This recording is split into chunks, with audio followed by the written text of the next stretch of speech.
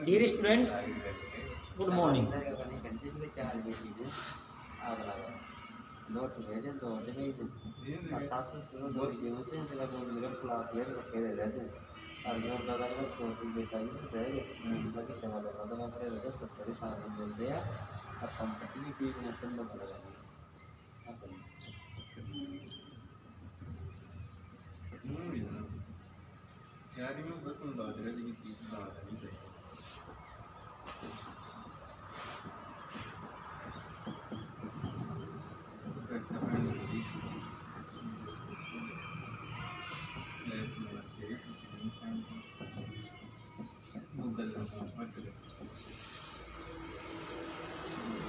आज हम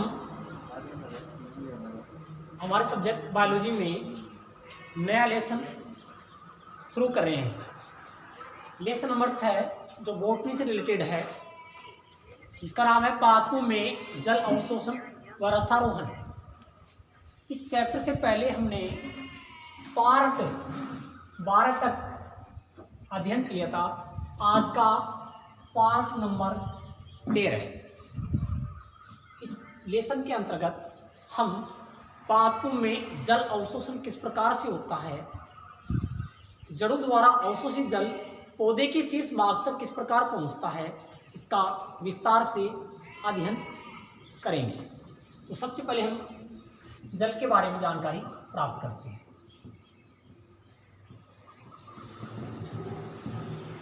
जल सभी जीवित कोशिकाओं का एक प्रमुख घटक होता है।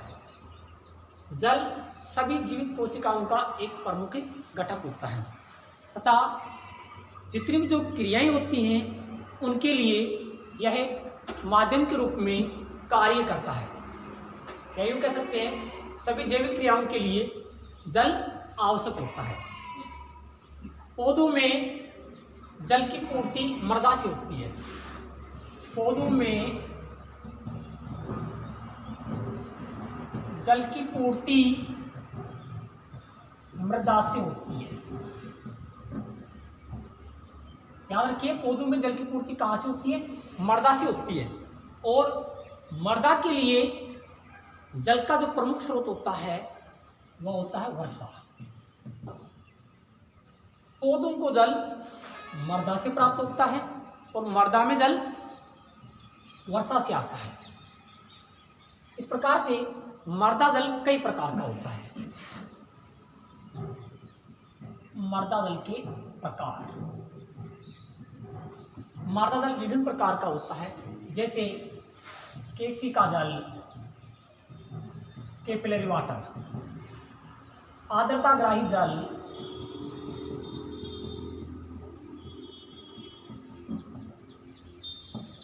गुरुत्व जल,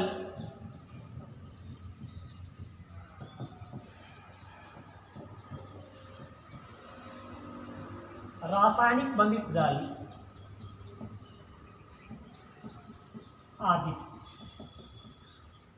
मृदा जल विभिन्न प्रकार का होता है, जैसे केशिका जल, आर्द्रताग्राही जल, गुरुत्व जल, रासायनिक बंधित जल। पौधों को जो ये मृदा जल है जितने प्रकार का है सभी प्रकार का प्राप्त नहीं होता है। पौधों को केवल और केवल केशिका जल ही प्राप्त होता है। या हम यूँ कह सकते हैं कि पौधों के लिए प्राप्य जल का नाम बताइए। पौधों के लिए प्राप्य जल केशिका जल, कैपिलरी वाटर होता है। यह कंपटीशन का एक इम्पोर्टेंट क्वेश्चन। पौधों के लिए प्राप्य जल है, 4 ऑप्शन होंगे। नंबर 1 केशिका जल, नंबर 2 आर्द्रताग्राही जल, नंबर 3 गुरुत्व जल और नंबर 4 रासायनिक बंधित जल। तो इसका राइट आंसर होगा केशिका जल। तो पौधों को जल की पूर्ति मृदा से होती है। मृदा के लिए जल का स्रोत वर्षा है। मृदा जल कई प्रकार का होता है, जिसमें बात की हमने केशिका जल, आर्द्रताग्राही जल, गुरुत्व जल, रासायनिक बंधित जल। इनमें से पौधों के लिए जो अवेलेबल वाटर होता है वह कैपिलरी वाटर या केशिका जल होता है।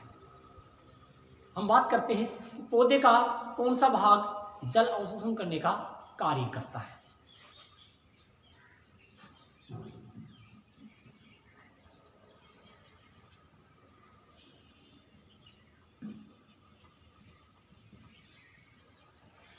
पादप का भूमि से ऊपर वाला भाग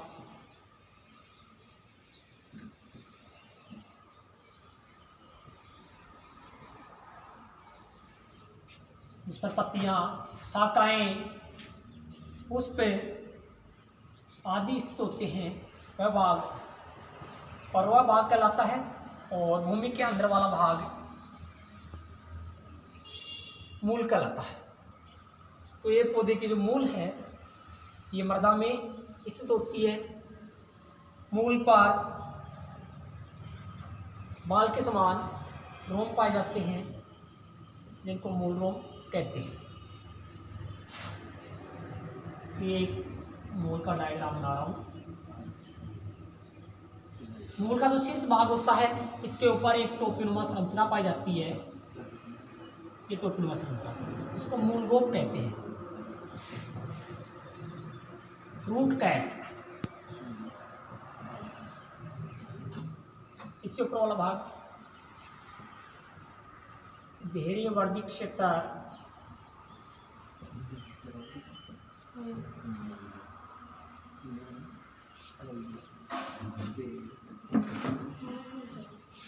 ये जो संरचनाएं बना रहा हूँ ये वाला भाग मूल रोम क्षेत्र का है। मूल रोम क्षेत्र, मूल रोम क्षेत्र में अनेक मूल रोम पाए जाते हैं। तो मूल का यही भाग यानी मूल रोम क्षेत्र जल अवशोषण का कार्य करता है। संपूर्ण मूल जल का अवशोषण नहीं करती है, बल्कि ये मूल रोम जल अवशोषण का कार्य करते हैं। तो पौधे का भूमिगत भाग मूल होता है। इस पर पतली बारीक रचनाएं पाई जाती हैं जिनको रूट हेयर्स या मूल रोम कहते हैं। ये मूल रोम क्षेत्र में पाए जाते हैं। मूल रोम क्षेत्र ही मूल का वह भाग होता है जो मृदा से जल अवशोषण करने का कार्य करता है। आगे हम बात करते हैं जल अवशोषण की क्रियाविधि।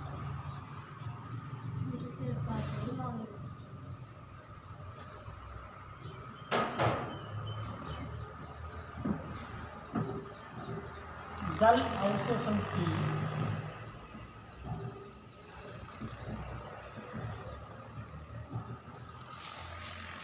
क्रिया क्रेमर के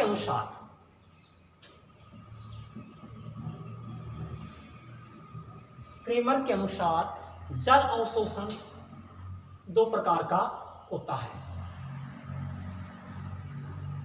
जिसमें से नंबर 1 है निष्क्रिय जल अवशोषण और नंबर 2 है सक्रिय जल अवशोषण। हम पढ़ रहे हैं जल अवशोषण क्रियाविधि। क्रेमर के अनुसार जल अवशोषण दो प्रकार का होता है। नंबर 1 निष्क्रिय जल अवशोषण और नंबर 2 सक्रिय जल अवशोषण। तो 1 नंबर पर बात करेंगे हम निष्क्रिय जल अवशोषण की। निष्क्रिय जल अवशोषण किसे कहते हैं? जब जल अवशोषण के कारक पत्तियों में स्थित होते हैं। जब जल अवशोषण के कारक पत्तियों में स्थित होते हैं तथा जड़ की कोशिकाएं केवल मार्ग का कार्य करती है। जड़ की कोशिकाएं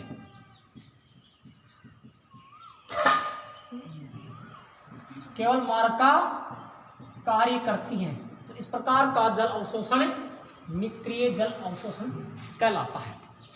एक बार पुनः, निष्क्रिय जल अवशोषण से क्या तात्पर्य है? जब जल अवशोषण के कारक पत्तियों में स्थित होते हैं तथा जड़ की कोशिकाएं केवल मार्ग का कार्य करती हैं।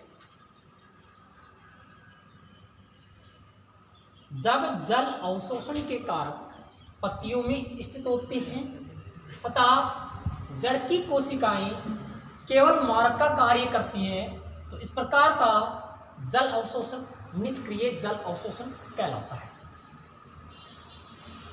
पात्रों में जल अवशोषण की यह प्रमुख विधि है। इसके द्वारा 96 से 98% जल अवशोषण होता है।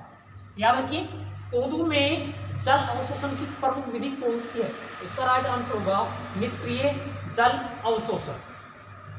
निष्क्रिय जल अवशोषण हेतु आवश्यक बलों की उत्पत्ति पौधे के वायवीय भागों में या पर्वों में होती है।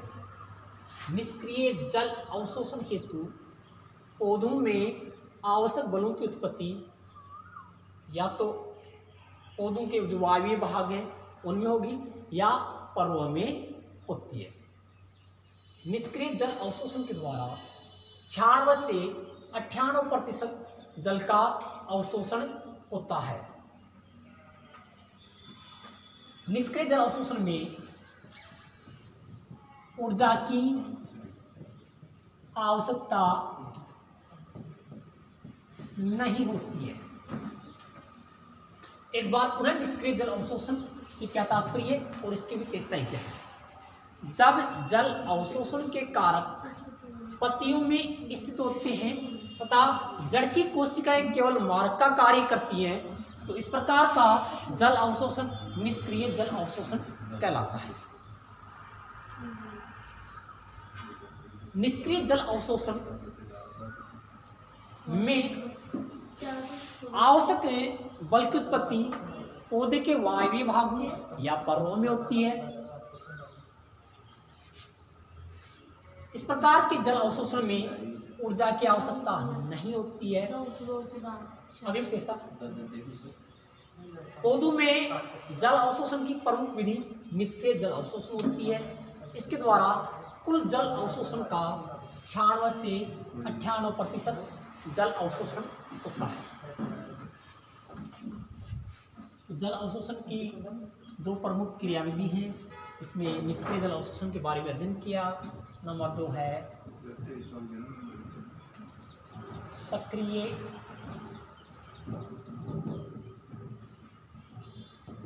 जल अवशोषण। पौधों में जल अवशोषण की दो विधियां हैं। नंबर 1 के बारे में अध्ययन किया, निष्क्रिय जल अवशोषण, और नंबर 2 है सक्रिय जल अवशोषण। जब जल अवशोषण के कारक जड़ में ही उपस्थित होती हैं तथा जड़ की कोशिकाएं सक्रिय रूप से अवशोषण में भाग लेती है, तो इस प्रकार का जल अवशोषण सक्रिय जल अवशोषण कहलाता है। एक बात, जब जल अवशोषण के कारक जड़ में ही उपस्थित होते हैं तथा जड़ की कोशिकाएं सक्रिय रूप से जल अवशोषण में भाग लेती हैं, तो इस प्रकार का जल अवशोषण सक्रिय जल अवशोषण कहलाता है। कुल जल अवशोषण का इस विधि के द्वारा केवल 2 से 4% जल अवशोषण होता है। इस प्रकार के जल अवशोषण में एटीपी के रूप में इस प्रकार के जल अवशोषण में एटीपी के रूप में ऊर्जा की आवश्यकता होती है। इस प्रकार के जल अवशोषण में आवश्यक बलों की उत्पत्ति मूल में होती है। यहाँ एक बोर्ड का इंपॉर्टेंट क्वेश्चन बन रहा है, निष्क्रिय जल अवशोषण व सक्रिय जल अवशोषण। निष्क्रिय जल अवशोषण व सक्रिय जल अवशोषण में अंतर लिखिए या बताइए। तो निष्क्रिय जल अवशोषण के बारे में बताया कि यह जल अवशोषण की प्रमुख विधि है। इसके द्वारा 96 से 98% जल अवशोषण होता है। सक्रिय जल अवशोषण विधि के द्वारा केवल 2 से 4% जल अवशोषण होता है। निष्क्रिय जल अवशोषण में ऊर्जा की आवश्यकता नहीं होती है। जबकि सक्रिय जल अवशोषण में ऊर्जा की आवश्यकता होती है। निष्क्रिय जल अवशोषण में आवश्यक बलों की उत्पत्ति पौधे के वायवीय भागों या पर्वों में होती है, जबकि सक्रिय जल अवशोषण में आवश्यक बल की उत्पत्ति मूल में होती है। इस प्रकार से आपको निष्क्रिय जल अवशोषण और सक्रिय जल अवशोषण में अंतर लिखना है। Thank you.